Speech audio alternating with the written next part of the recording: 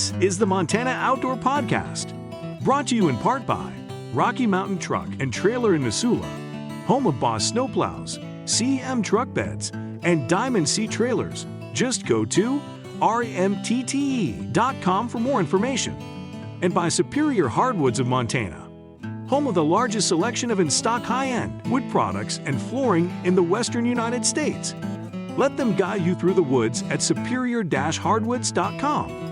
Now, get ready for more fascinating topics and the most interesting people you will ever find in Montana's great outdoors. We offer new podcasts most every Saturday. You can get a link to these podcasts by going to our website, montanooutdoor.com, or by going to our Facebook page, or just send an email to Downrigger at montanooutdoor.com and say send a link to my email. It's that simple. Now let's head out with your host, Downrigger Dale, and see what's going on in Montana's great outdoors. Thank you very much, Manny. And as Manny just said, I am Downrigger Dale of the Montana Outdoor Podcast. So good to have all of you along here. I just love the way our podcast continues to grow, and it's all due to all of you out there that just keep downloading our podcasts each week. It's growing amazing. Can't believe it. I don't know if you can believe this now, but we are now in the top 20% of podcasts in the whole United States of America. So thank you for what you do for us. Want to give a special shout out, as I always like to our active military out there. Have so many of you that listen all over the world, and we are just honored that when you get a break from protecting our country and protecting the rest of the world, that you spend a little time with us. That is just fantastic, and I hope what we are bringing to you is a little bit of home. I hope you all get home soon and can get out on the water and fish or go hunting with us or that. So thanks so much, and thank you for your service. Now, I want to talk a bit about one of my favorite subjects, and that is cool stuff to put on your boat, and in fact, just cool stuff in general. I don't know if you guys remember this podcast I did a while back, and I was talking with Don Wilkins, who is a great guide out on Fort Peck Reservoir, and we were talking about the live scope that he uses and how he's actually started using that as a teaching tool for his clients out there, because it's just an amazing way to see fish and see how they react to you jigging and all that. And of course, in order to do that, and I won't get into all the tech stuff because our next guest, he knows a lot more about it, but basically you've got to have this transducer that goes down into the water that shows the fish. And I shared a video with all of you so you could see how that fish is kind of this mark, and you see how the jig goes down, and then they're jigging it, and he'll say, okay, now watch how that fish reacts. And depending on how you do it, you're going to see what makes him react or not. But there's a thing that has to hold all that equipment down into the water to be able to give them all that you saw in that video. And in fact, then it has to be reliable and well enough that you can be able to turn it and face it and all that. Well, my next guest, Tom Kobza, he has invented a pole that does just that, but it goes way beyond that. And some of the other devices that he makes do even many more things. In fact, his rod holder, in my opinion, is probably the most brilliant rod holder I've ever seen in my life. He is with TKI. He is the owner of the company, and I don't know what kind of wizardry you got going on there, Tom, but it's amazing. Welcome to the Montana Outdoor Podcast. Thanks for joining me today. Well, Dale, it's great that you got me on. I do listen to the podcast. I enjoy it. I actually drove home from Idaho yesterday or last night, and I listened to it for a while, and you got some great people on, and it's great that you're showcasing a lot of the Montana folks. That's awesome. Well, yeah, that's our main focus is Montana. In fact, recently I had two Montana tackle manufacturers, Blackjaw Flies and also 406 Tackle. And we talked a lot about their tackle, especially as it relates to the kokanee or king salmon that are running on Fort Peck right now, which is the whole state just gets so into that every year to get out there and catch these huge kings right here in Montana. And that takes a little technology as well. And it was really neat to see how they have done that. And Montana is just producing some fantastic companies. Yours is one of them. I want to start first, Tom, with this rod holder, because I am just fascinated by this thing. it's one of those things that, in fact, folks, when you come to the podcast, there's the podcast description. And if you read through there, it kind of talks about what the particular podcast is going to be about. But as you look further down, you'll see it's in bold and it says links. And then it has different links, and those links usually relate to what me and my guests are talking about. I'm going to put a link to a video of Tom talking about this rod holder. And it's one of those things, Tom, where you see it and you go, wow, why didn't somebody think of that? But talk about that, how you got this idea for it, and just talk about how this thing works, because it is amazing. No, the rod holder was that was our first it wasn't our first design. We've had some other products like remote control brackets for your trolling motor remote in the fishing side before I got to the rod holder. But the big part with the rod holder, we used to pull a lot of bottom bouncers and some cranks and stuff like that. And over the years, it always seems like the handle or the butt of the rod has gotten longer and longer. And Yep. I love fishing with my wife. And most of my friends will laugh and tell you that my wife probably still outfishes me to this day, but I just can't convince her to fish a tournament with me. So we've been married for 23 years, and she said she'd like to stay a little bit longer. That's why she won't fish a tournament. But yeah, the rod holder, I originally made it for her. She struggled getting, when she was catching the big fish that she does, Mm-hmm. She would have a hard time getting that rod holder up and out of the holder. And she laughed at me. And I think every year for like 6 years straight, I had new rod holders in the boat every year because I was trying to find something she liked. And finally, she made a comment one day and she goes, "You're a machinist. You should be able to do this. Why can't you make something that I like?" And I'm like, okay, challenge accepted. And that's where I started. It from start to actually getting production parts or prototype parts. And Scott Collinsworth was one of the first guys that ever got one of my rod holders because he was on the water so much that I wanted somebody that had customers in the boat to get good real life feedback. And when I built the first ones and Scott had them, like, he was blown away. He was so happy. His customers thought they're great.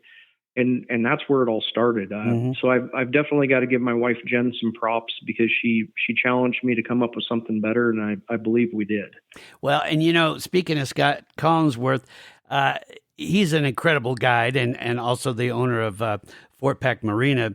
And I've had him on the podcast several times. And in fact, he is probably one of my most listened to guests because he's so knowledgeable and he's great at explaining, all these different techniques. But on this rod holder thing, you're exactly right. And the way you're explaining how your wife would struggle sometimes to getting it out, almost every other rod holder on the market, when you put it into the holder, whether it's, this tube type or whatever, it's got to go in the butt of the rod first. Now, when you get that fish on, now you've got to pull that thing up and out of the rod holder. And what happens, especially like for you walleye fishermen, you know how this goes. So many walleye fishermen end up just holding the rods all the time because you know how tender that bite can be. You can miss it, but even more so when you see that little tug and you go to do that up and out thing, that's how you can lose it. Then you get on to the bigger fish where it takes even more effort. There's always that little bit of slack that ends up adding to the line, and that's where you lose that great big fish. This thing is amazing because you don't have to do it that way. Yep, it's simple. It's literally you depress what we call a trigger on the back of the rod holder, and you depress it. It moves down 1/4 of an inch, and you can lift the pole up 1 inch, and it's out of the rod holder. So, anybody from little kids, like we've got a little Cooper Verhassel from Sidney, Montana. Like Cooper loves our rod holders, and the Cooper just turned 8. and he fishes the Gov Cup. And Cooper was so excited because now he's got a rod holder that he can use himself, and he doesn't have to have his dad help him. Right. So they're just, for older people, younger people, everybody in between, we just tried making the simplest, most durable part that we could. And obviously we're in the CNC manufacturing side of things. So naturally everything needed to be aluminum, and these will last you a lifetime. It's when you sell your boat, you don't sell them with the boat. You keep them because they're just going to go to the next boat, because they'll last a lifetime. Yeah. So what this thing does, folks, and again, go to the podcast description and click on that link and watch the video, because Tom does a great job just demonstrating this. But what's amazing about it, I mean, literally you just set the pole into it and it just kind of clamps and grabs the rod. Now it's in. You're set. Now you see that fish hits it and all that. As Tom was saying, you push that little trigger, that clamp opens, you just pick the rod up.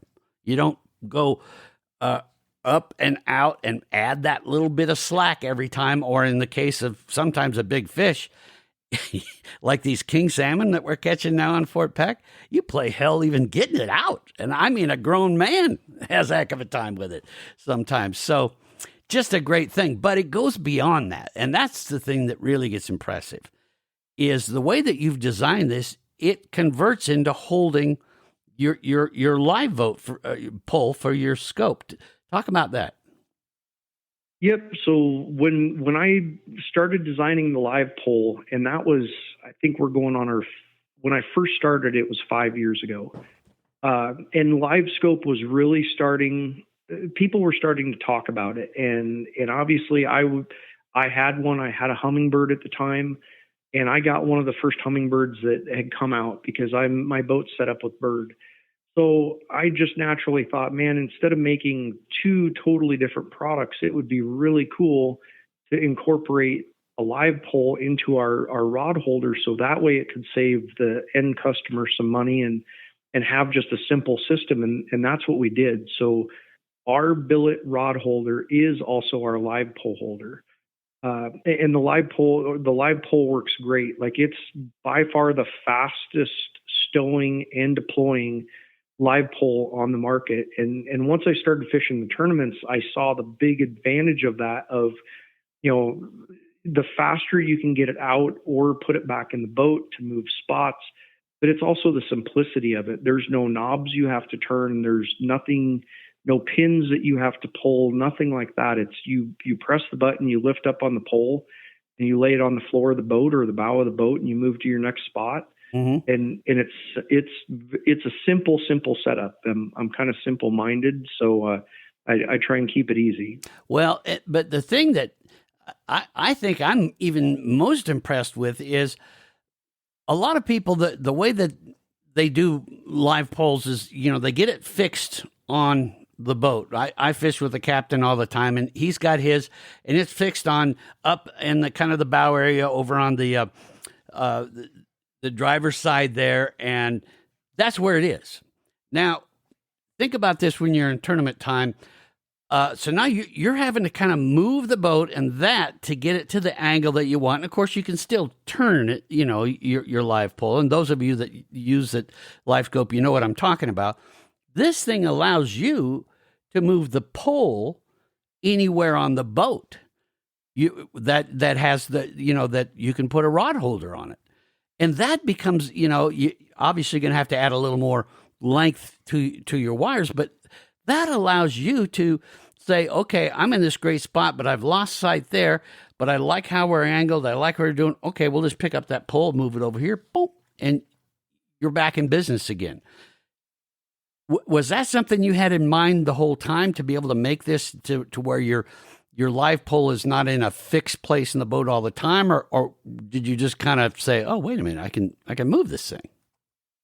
It was kind of dual purpose. It kind of, as I was designing it and I built the first ones, and I was trying to come up with a good way to be able to move it around the boat, that came to mind. And I'm like, well, if we make a good, easy way to be able to move it from spot to spot. So if you buy extra bases that attach to the boat, like you could have two of them in the boat, one in the front passenger side and then one in the rear driver's side if you're pulling cranks or bouncers.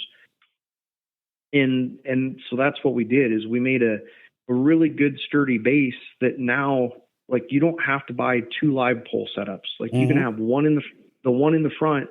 And if you decide, well, we're going to pull cranks today for king salmon or walleye or pike or whatever it may be, now you can move it to the back and be able to look at that crank and use your live to, okay, well, I've had 3 fish swim up to that crankbait and they don't like it. So I'm going to change that crankbait out to something that may go again. But keeping it modular was kind of always the main idea. I did a lot of firearms design and production at my old job before I started my shop that I have now. And that was the big thing, is always keeping it modular. What else can we add to it, or what can we do to it to make it even better after we have the original design?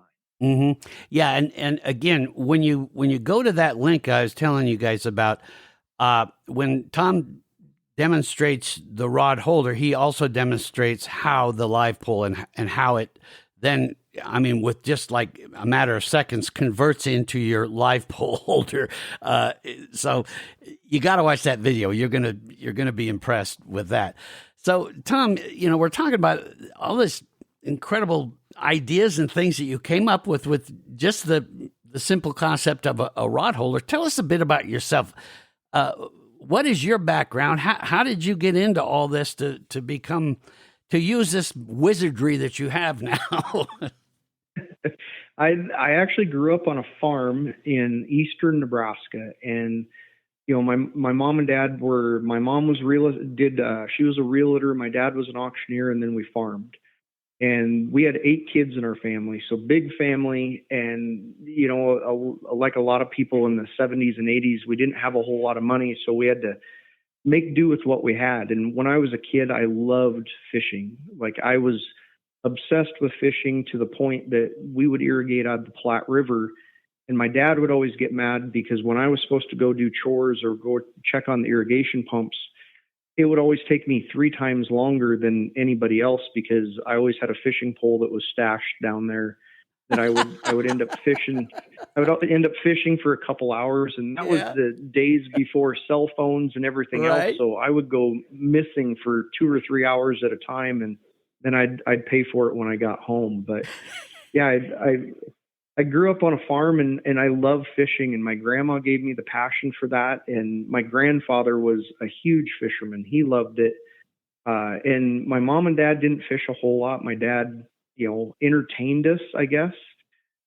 He would help us fish, or he would go with us, but I don't think I ever saw my dad catch a walleye until probably 8 years ago when he came out here to Montana. That was the first fish that I can ever remember my dad actually catching on a rod and reel. So yeah, I was the same way. My grandpa was the one that taught me to fish, and I mean he was one of those guys that he started out just doing the simple stuff, and it was like my first pole was just a cane pole with a line tied on the end of it. And I remember looking at him going, wait a minute, I see everybody with these real things. He goes, you got to master that first.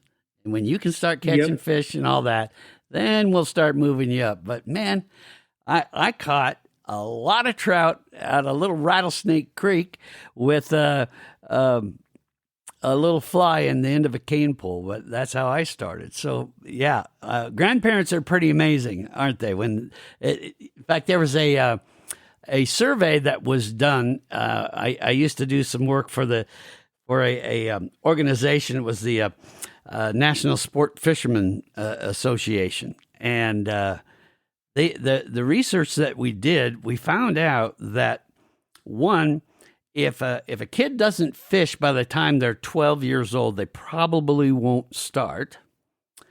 And 2, the majority of kids are taught to fish by the grandparent. And that was kind of an interesting stat, but no, that's very interesting. And and like I said, my grandmother she would take us when I was kids, and those are some of the fondest memories that I have even to this day. And my grandfather had passed away before I was even born, but and my mom always laughs that, I didn't know this until a few years ago, but my grandmother hated fishing. Really? And I shouldn't say she hated it. She didn't like it because my grandfather, everywhere they went, had a rod and reel in the car that he would always go fishing. So they'd pull over on the side of a road if he saw a pond or something like that. And back in those days, most people were just like, yeah, we don't care, go ahead. So he would stop and fish all the time, and my grandmother would have to sit in the car with the kids. Oh, and so she would she wasn't very fond of it. And for now, looking back, and after my mom telling me that she was the one that was taking us as a kid. Like it means probably even more knowing that, she put up with 3 little rugrats because we were the youngest ones in the family. And she put up with 3 little rugrats just to give us the passion, which I wish she could see it now. Yeah. So you go from, working on the family farm and disappearing with your fishing pole and all that. How did you end up getting into doing all this mechanical stuff in that? Where did all that come from, and how did that get started with you? Growing up on a farm, you had to figure out how to fix stuff fast and cheap.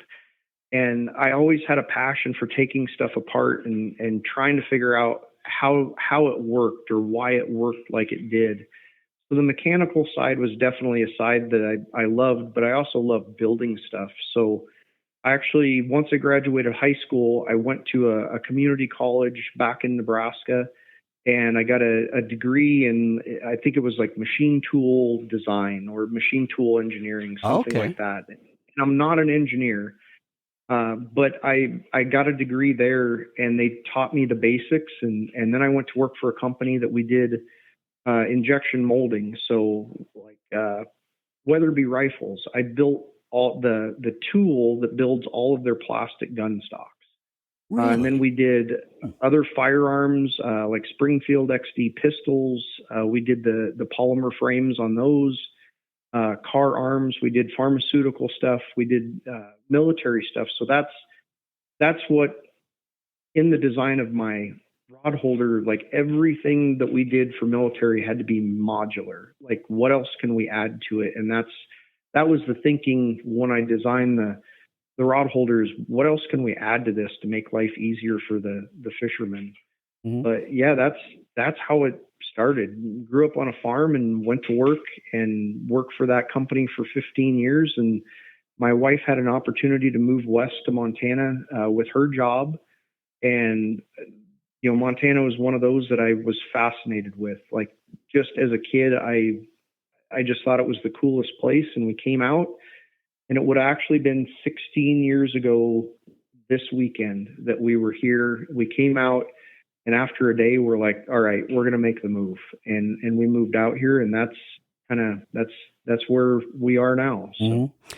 Well, Tom, we're going to take a quick break. And when we come back, I want to talk a bit about where things are going now and some of the other great products that TKI is offering out there, and we'll get into some of these other great things that you're doing to help the fishermen, like you say, make the job a little easier and a little simpler. So we'll talk about that right after this. Hey, gang, thanks for supporting and listening to this podcast. I can't tell you how much it means to all of us that you're here. And speaking of support, we would not be able to do this podcast at all if it weren't for sponsors like Rocky Mountain Truck and Trailer. It is truly an honor to have Rocky Mountain Truck and Trailer on our team. If you own a trailer, you ought to think about adding them to your team too. They can service your trailer, and when it comes to repairing trailers, well, you won't find anyone better at it than Rocky Mountain Truck and Trailer. If it's parts you need to do your own service and repairs, well, they are the place for that. Another thing you may not know about Rocky Mountain Truck and Trailer is they install all kinds of accessories for the truck that pulls your trailer. Whether it's just the necessary items to help your truck get the trailer down the road perfectly, or all those gadgets and bells and whistles to dress your truck up a bit and, well, make it your unique style. And here's the best part. The folks that do all those repairs and installations are real technicians. They do things the right way and do it to such a degree of precision and reliability that you can roll down the road with confidence. Whether you need your trailer bearings packed, the whole thing rewired, or the right fifth wheel, or any kind of hitch installed, you're going to know that your trailer is ready to haul what you want worry-free. No matter if it's getting you and your four-legged coworker to the next rodeo or job, or just hauling a load to the dump, or getting the boat and RV to your favorite fishing hole, Rocky Mountain Truck and Trailer has you covered. And of course, if you need a new trailer, they can set you up with a brand new Diamond C gooseneck equipment, dump trailer, or whatever else you need to haul wherever you are going worry-free. Happy and looking good, too. Heck, they even carry an amazing line of CM truck beds that'll make your rig look and work like new. It's what they do at Rocky Mountain Truck and Trailer. They're in Missoula, or you can find them on the web at rmtte.com. That's rmtte.com. Rocky Mountain Truck and Trailer. Go see them. We are back here on the Montana Outdoor Podcast. Tom Kobza is my guest. He is with TKI, and he makes incredible stuff for all you fishermen out there, and a lot of other stuff. So, Tom, we've talked about the rod holder and the live pole and all that. What are some of the other products that we can find? Now, there's a website, of course, that you folks can go to. That's TKICNC.com. When you go there, you can look at all this, and there's other videos, too, that I encourage you to watch. And I'll have a link in the podcast description, so you'll be able to just click on that link, and it'll send you right there. But talk about some of the other products that that you've created and some of the things that might be in the works here.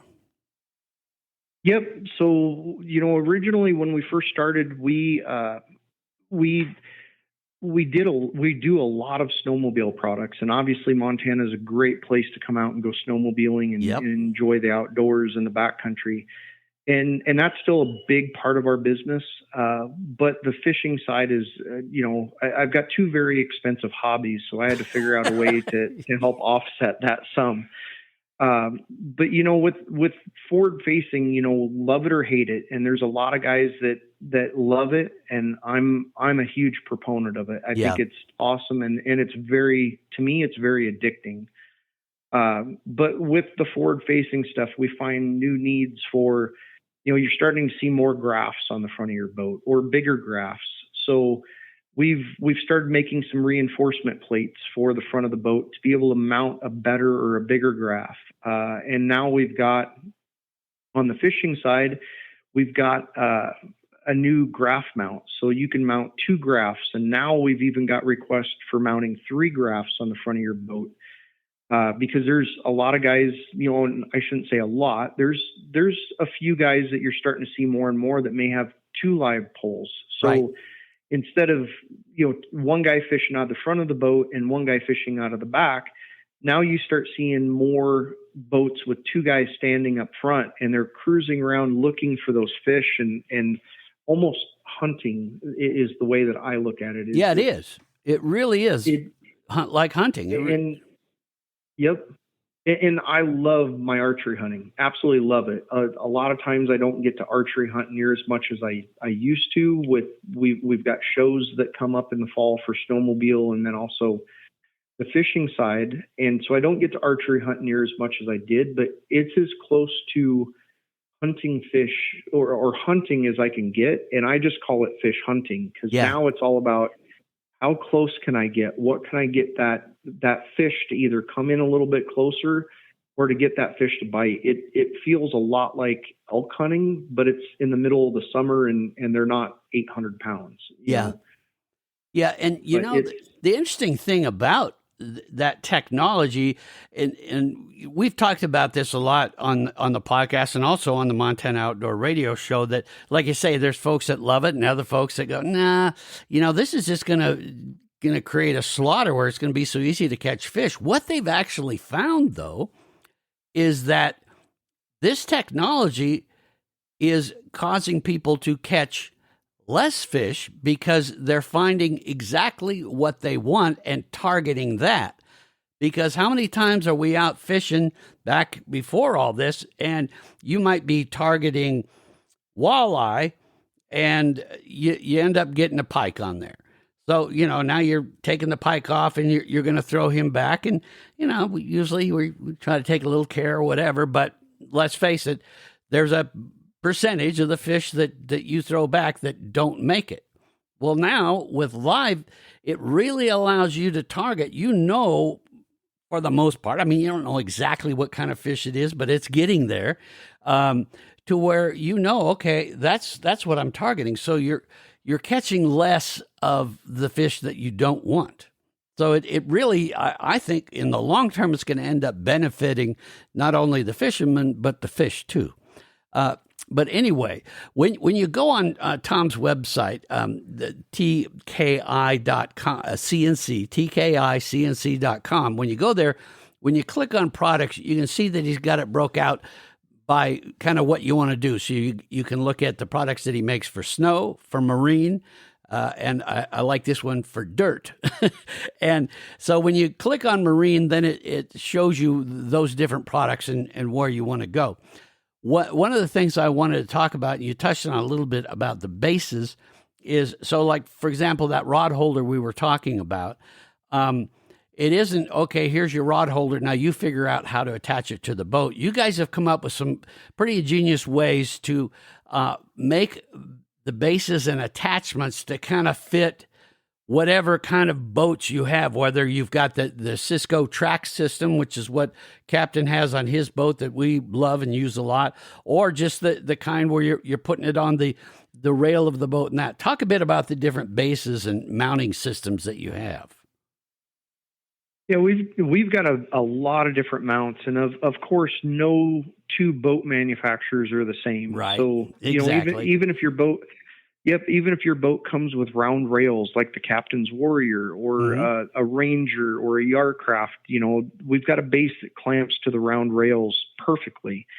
And then we've got other boats like Lund and Crestliner that they may have a built-in factory rail system on the inside of their boat. And we make those mounts as well. So now our base will bolt right to the mount for your specific boat. And I think right now we've got like 14 or 15 different mounts for different manufacturers, from like Lund, Crestliner, Sea Arc, Jetcraft and Weldcraft, like so many different manufacturers. And the nice part with us is somebody calls and they have something that we've never seen.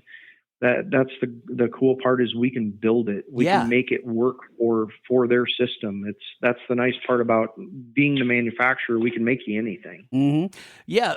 So when you order one of these things, let's say, for example, the rod holder we were talking about, when you order one, then you say, okay, this is what I'm mounting it on. And then you guys will send that part as what you're going to put it, whether you got a Crestliner or a tracker, or, as I was saying, the Cisco track system or whatever it is. So I really like that, instead of leaving it up to us to try to figure it out, because most of us don't have that kind of knowledge and how do we put it together. And that's how, let's face it, that's how a lot of equipment for your boat comes, is they go, okay, we made it this to fit what we sell, but now you figure out how to get it on the boat.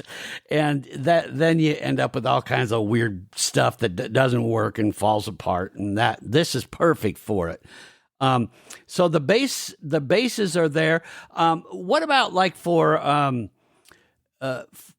guys that, especially now with the popularity of the salmon fishing and that, and the use of downriggers, do you have some like bases and ways to attach downriggers better?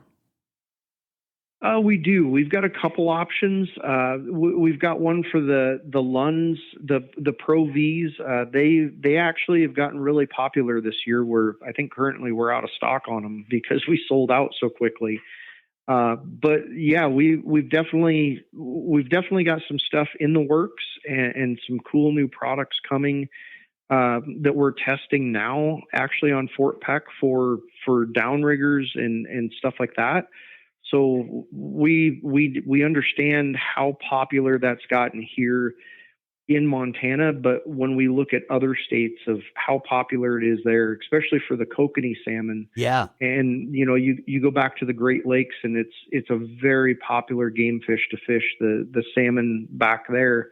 So it's not just we're not just targeting our Montana residents, we're targeting worldwide is where we're shipping currently. Sure. And we've got people, well, now, thanks to all of our great listeners and people sharing the show, we now have regular listeners. This blows me away. Regular listeners now in over 50 countries in 1,200 cities around the world that are listening on the podcast. So believe me, yes, we love it when you come to Montana and fish and hunt and, of course, bring your money with you. But Tom's got you covered no matter where you're at, whether you're, putting those electronics in or that. But another thing that you guys make are interesting pieces of equipment for ice fishing and ice. And this is, I hate to tell you folks, but that's going to be around the corner before you know it. It's still been pretty hot, but before we know it, we're going to be trekking across the ice. Talk about some of the stuff that you do for the ice fishing side of things. Yep. So we also make the small ice shuttles, and the small ice shuttles have gained popularity a lot here recently. There's a lot of fishermen in the state, that have maybe a canoe or a kayak or even a small jet boat to put on the river. And those ice shuttles have gotten really popular with the open water guys, because now you can put a live unit in your lake boat, and if you're going to jump on your friend's pontoon boat, or a kayak or a canoe, we can mount it. You can take the whole ice shuttle and move it over. But the main reason why we built it is to be able to use it ice fishing. And so we have the small ice shuttle. We have a big ice shuttle for big batteries and big graphs. And then we also have our ice poles. And last year we had an aluminum ice pole, very similar to like what we have for our pole for the boat. Right. But this year we are offering a new carbon fiber ice pole. So it'll actually be collapsing. So the cool part is, and you're kind of the first one, this is where we're going to kind of announce it, but we'll actually be offering a carbon fiber ice pole that will be able to be used on ice, and then you'll be able to transfer it to your boat during the summer. I'm looking at it now on your website, and that thing is amazing. It's carbon fiber collapsing ice pole. You'll see it when you click on the ice part, for in the products there. But this thing, I never even thought about that you're going to be able to transfer it onto your boat. That's really cool. Yep. Yeah. Yep. So it's going to be an offer. It's going to be something that we're going to offer late this fall for the open water side. And so then if you buy the carbon fiber ice pole, we'll have basically a conversion kit, and it'll just be the other parts that we use on our open water system. Or if you buy it for open water, you'll be able to buy the tripod to add to it to use it for ice. So now you've got one pole that you're going to be able to use for open water and ice. And the really cool part about it is it collapses. Yeah. So now if you're going to travel with it, you collapse it, you can put it in the front compartment of the boat or in the back seat of your pickup, and it collapses down to, the 60-inch pole, I think, collapses down to like 36 inches long. And then we'll offer a 72-inch pole for like the captain's boat. The Warriors are a deep V boat. They ride a little bit bow high. Mm-hmm. So you kind of need a little bit longer pole. And so we'll offer a 72-inch pole as well. So it's we've been testing it. I've been testing it up at the lake. We've got 3 or 4 guys up there right now with them on the boats and using them, and everybody has had nothing but great response. Like, they absolutely love it. Plus, those guys also ice fish. Yep. So now they're going to be able to buy the tripod, and now they don't have to go out and buy a whole new ice pole system and figure out what they're going to do or try and keep their other parts, around for next spring. Yeah, and for all you guys that whether you're going out ice fishing on Fort Peck or over in western Montana, you're up on Georgetown Lake or over on Holter or Hauser or any of that, going after those kokanee. I mean, Holter, our most listened to podcast was all about those incredible kokanee that are in Holter that are like, I mean, I truly believe there's going to end up being the world record caught in Holter for kokanee. I mean, just amazing fish. But anyway, take a look at this thing. What I like about it, when you pull it up, it gives you first your choice of what model you're going to put it on. So you've got either Garmin or Lowrance or Humminbird. So, it's going to take care of you there. So you can get it on the pole, with the right system. And then you can buy it at 60-inch or 72-inch.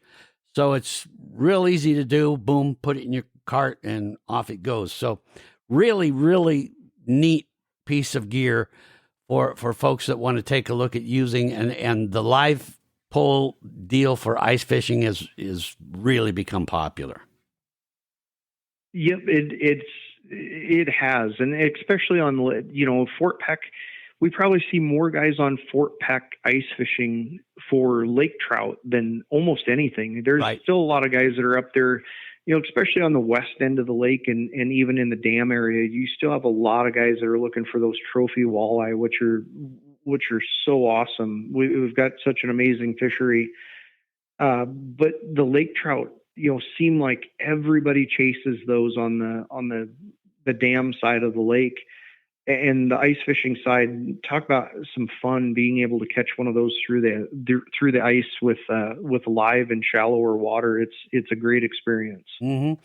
And for those of you that love to ride your snowmobiles, and Tom touched on it a little bit here, but I mean, snowmobiles in Montana are just one of those things. If you are going to really enjoy everything Montana has to offer, you got to find those fun things to do in the winter. And of course, snowmobiling is perfect. And they end up, in a lot of cases, of course, always be safe, but in a lot of cases, the snowmobiles what's getting us out onto the ice where we want to go and all that.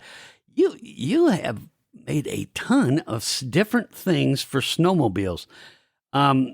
I mean, we could be here all day just going through it. But talk a bit about some of the items that are real popular for the snowmobilers out there that you guys have designed and are making now. We do a lot of accessories, like little simple things like brake levers. Yeah. The brake levers, most people look at it and they're like, why do I need a different brake lever? Well, our brake lever is a little bit closer to the handlebar, and we originally designed them for ladies with smaller hands or kids that are kind of in that intermediate going from a little sled to a bigger sled, or even guys with smaller hands. And that's where we designed those.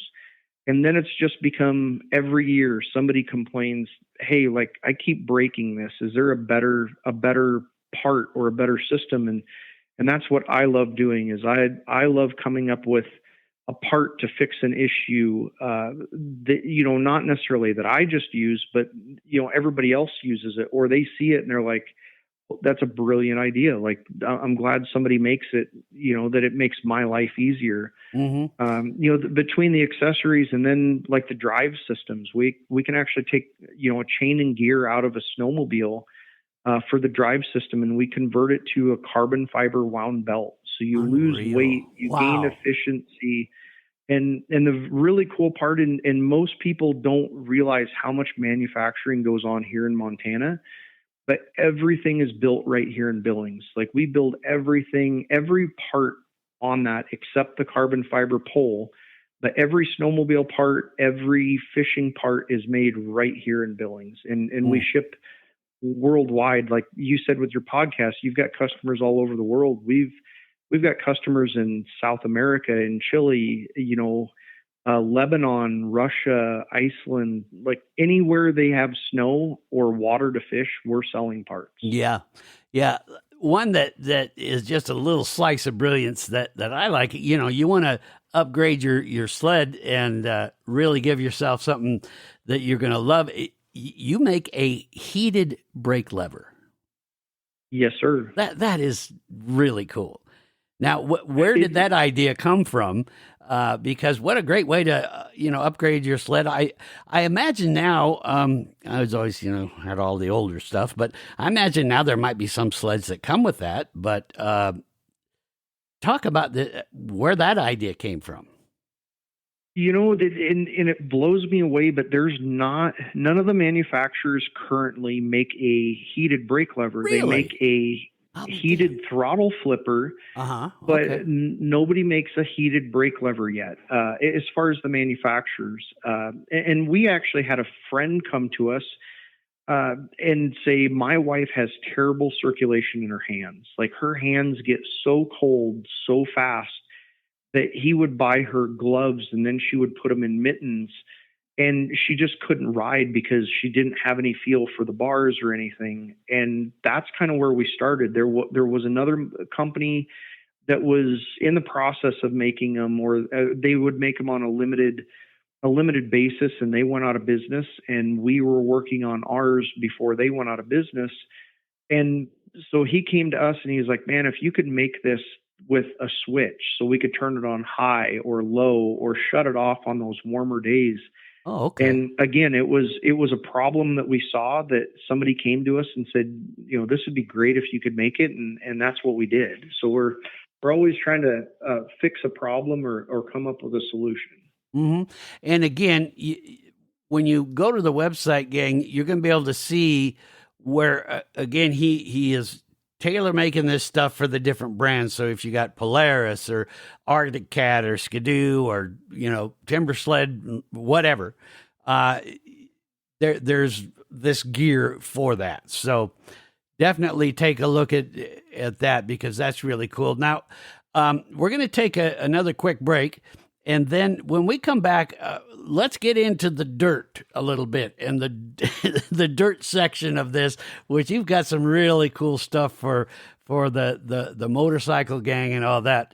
We'll talk about that right after this. Hey, I want to tell you a bit about one of the great businesses that is responsible for making this podcast possible. I'm talking about my friends at Superior Hardwoods of Montana. They're a well-established Montana company with origins starting way back to 1977. They've been proudly serving the Missoula community and, far beyond that since then. Yeah, so no matter where you're listening, they can help you. Now, again, if you have been listening to this podcast for a while, you know that some of the things Superior Hardwoods is most known for are their extraordinary flooring lines. In fact, a majority of those are manufactured right there in their lumber yard in Missoula. And speaking of flooring, they just introduced the Timeless Pre-Finish series. Now, this is a series designed to simplify the overwhelming task of remodeling and replacing the old worn-out flooring in your home. This new series allows you to effortlessly transform any room pretty much instantly. This flooring is made in America and comes in pre-finished maple, hickory, white oak, red oak, ash, and reclaimed oak. It's just beautiful. It has a superior quality sealer and matte finish to it. Now, this totals 6 coats of durable protection on the floor. But along with all their different flooring lines and their acres of reclaimed beams and lumber, they also offer fantastic products to complete your remodel. Thousands of feet of alder molding and hundreds of square feet of stunning antique paneling. Just beautiful stuff. That's going to make your home feel special to you and your family and friends every time they come see you. It's kind of amazing when you think about it, but when you work with the folks at Superior Hardwoods of Montana, you'll be able to create a look for your home that says who you really are to all who stop by. I guess what I'm trying to say is it completes your remodel project to the point that your house just doesn't have a new look or updated look to it. No, it becomes much more than that. Not just a house you live in, but it is now uniquely your home. And it'll feel that way, not just because the project is completed. No, it will feel that way every time you and your family and friends walk through the door. That, my friends, is the difference that Superior Hardwoods of Montana makes. Stop by their showroom in Missoula, Montana today if you can, or give them a call at 406-251-2272, or just visit their website. It's a great way to get to know them at superior-hardwoods.com. That's superior-hardwoods.com, and let them guide you through the woods. We are back here on the Montana Outdoor Podcast talking with Tom with the TKI. Now, again, that's TKICNC.com is where you can go in, and real easy, whether and try to write it down or remember it, folks. Just go to the podcast description. The link will be down there. Click on that, and you're off to the races. But Tom Kobza is with me. And one of the other areas in the products, you know, as I was describing, you can click on snow, marine, or dirt. Talk a bit about what you're doing for motorcycles here. Yeah, the motorcycle side, that's probably one of the longest running parts that we have. I think we've been making those for 15 years now. Really? Okay. Yeah. So, you know, and a lot of people don't realize, you know, Montana is probably, you know, as far as hill climb race bikes, you know, guys that, you know, South Hills here in Billings is a world renowned race. Yep. And then there's one over in Columbus.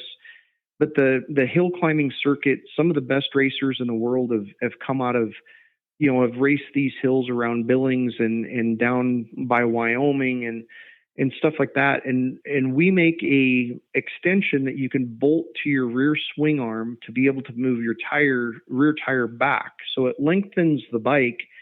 So it helps keep, you know, instead of the bike always wanting to wheelie over, it puts more weight on the front tire. And they're specifically built for guys that climb really steep hills all the time, or those race bikes. You know, like I said, we've got so many great riders here in Billings that have traveled overseas to go race other races with our products. It's pretty cool. But yeah, we build them specifically for each bike, you know, Honda, Kawasaki, KTM, we build them for all of them. Mm-hmm. Yeah, this is something for those of you guys that are into that. Go and take a look at that, because I think you're gonna be blown away by, again, a lot of this is from what you've been saying is it's just people that come to you and say, gosh, I wish my bike or my snowmobile or my boat had this or that. And then that's kind of where you take off and say, okay, let me see if I can figure that out for you. It is. And that is probably the part about my job that I love the most, is coming up with a solution on fixing a problem. It's just, to me, that's fun. The coming up with a new part and designing it and building the prototypes, you know, and when we get to the point where we need to run 500 or 1,000 of them, that's the part of the job that sometimes isn't necessarily the funnest, but it's also part of the job. So I do enjoy coming up with, you know, a solution for sure. Yeah. And what I like about what you're doing here, Tom, is that, especially for, you know, someone that, whether by accident or, you know, something happened to you and you get a little limited in one way or the other. And so you say, gosh, I wish I could be able to do it this way or that way. I mean, you can do custom jobs to help people, you know, figure out how to overcome that problem. And that's what I love about what you're doing is you guys, your whole team there kind of thinks out of the box and says, okay, I'll bet you we can come up with something like that. What do you think has been one of your most unique custom jobs or challenges that you've come across? Oh boy, there's a lot of them. There's definitely been some interesting ones. You know, some that we can talk about and some that we can't talk about. Sure, I understand. Yeah. But yeah, it just, you know, probably one of the most unique and crazy things, and you'll get a good chuckle out of this, that we've helped develop, is we actually helped, or we used to make or we still make it, but it's a security enclosure for like trail cameras, you know, and there's a lot of hunters within Montana, and some of the more unique stuff is we've actually sold some to guys looking for Bigfoot. So now we can start that whole Bigfoot conversation here in Montana. I'll be damned. But that was probably one of the most unique, crazy things. And at first when they called me, I'm like, okay, this is one of my buddies that is, yanking my chain or messing with me or whatever. Nope. It was a true research group that wanted us to build some for them, and we did. And very unique, that's for sure. But well, hell, there's TV shows dedicated to searching for Bigfoot, so it makes sense. I mean, they got to have the stuff. But for the trail cameras, I was just talking the other day to a guy that had one of his trail cameras taken, and the way that he ended up finding them and catching them is that they didn't turn it off. So he was watching them as they were still had it on them. But so can you make things that kind of help with people getting them secured so people don't be stealing your trail cameras? I can't even imagine why people do that, but they do. Yep, we do, and ours is a very unique system. We've got some select customers that we still build them for, but ours was pretty cool. It was a heavy duty steel one that you could attach to a tree and then lock it. But ours is probably the most unique because you could actually adjust it. So if you mounted it, say high, even for security reasons, if you mounted it high on a telephone pole or on the side of a building, you could take the box. It had a swivel on it that you could swivel it and angle it down. Oh. So, you could get up and put it up with a ladder, or if you had climbing steps, that you put it in a pine tree and you're overlooking a trail for elk or a wallow or something like that. And it also helped because a lot of times you could get them above the height of a bear. For some reason, bears are super curious when it comes to trail cameras, and that's been another product that we've made for forever. But like I said, we've got a select group of customers that we make those for now, and each manufacturer comes out with a new one every year, so it's really hard for us to keep up on that. So we've kind of gone towards, we make them for our select customers that want them, and that's what we do with those. So that's why they're also not on the website. So. But and I imagine it's got to be tough if is it Bigfoot proof? Have any of them said Bigfoot got a hold of the camera? Or well, we did have one Bigfoot. I think he owns the marina up at Fort Peck. He's kind of a big gray-haired, Bigfoot type of guy. But he did get a hold of him one time, and he couldn't get into it. So I would say that we're almost Bigfoot proof. If it can keep Collinsworth out of it, then it's got to be Bigfoot proof. That's it sure looks on social media. He's going to have his hands full here for about the next 8 weeks with all those 12 puppies that his dog had yesterday. I know it. I saw that. I was like, okay, buddy, you think you're the big tough guide. I want to see what happens when somebody shows up and says, I want that puppy. And Scott's like, I don't want to give him away. I don't want to sell him. I actually messaged him that the other night, and I said, let me know when those pups start going to their forever homes. I want to stand there and watch a big tough guy, get a little emotional when them pups start leaving. So. Exactly. That's the first thing I thought when I saw it, because, old Scott's got a softer side to him too. And I can just see it now, where Jessica's probably got to say, Scott, let the puppy go. Let him go now. No, he's got an amazing dog. Sitka is a great pup, and the male is also a beautiful dog. But it's not trying to give Scott props. If anybody's looking for a amazing lab, boy, give Scott a call, because those are some wonderful puppies. Well, and back on the serious side of it, folks, that custom side, and that I think is something unique that TKI is doing, is when a customer has something that you go, geez, I wish it was this way, especially for a lot of you guides out there, whether you're hunting guides and talking about the trail camera thing, or you're fishing guides and that, you're always running across something that your boat and you have got all these different people coming on and you end up saying, geez, this same thing keeps happening. I wish I had a fix for that. Well, I would definitely give Tom a call, because I'll bet you he can figure it out and get it done.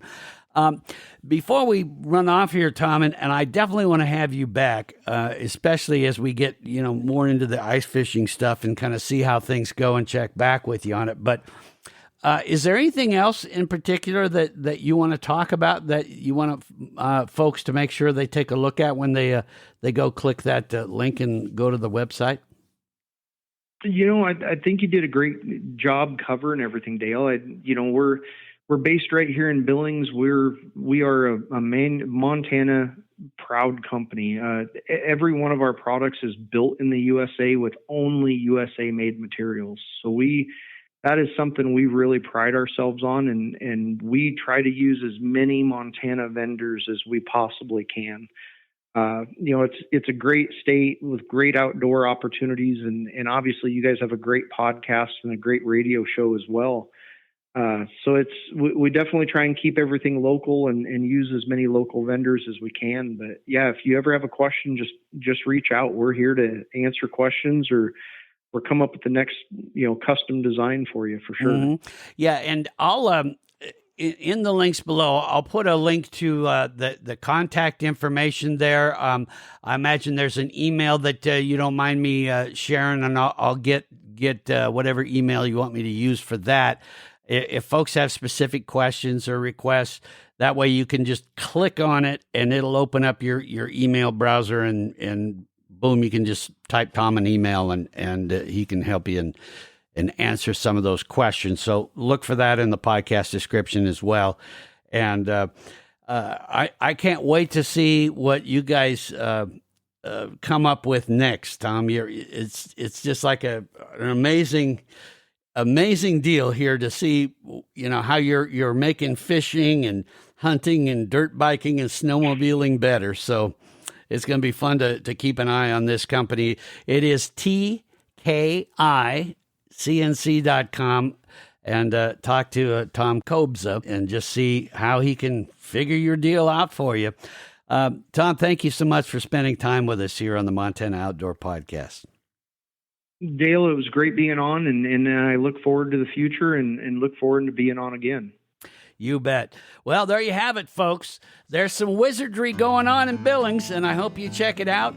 Until we talk next time about this, be sure, of course, and shoot me your emails. Tell me what you think of this, what questions you have, and all that. More than happy to take care of it.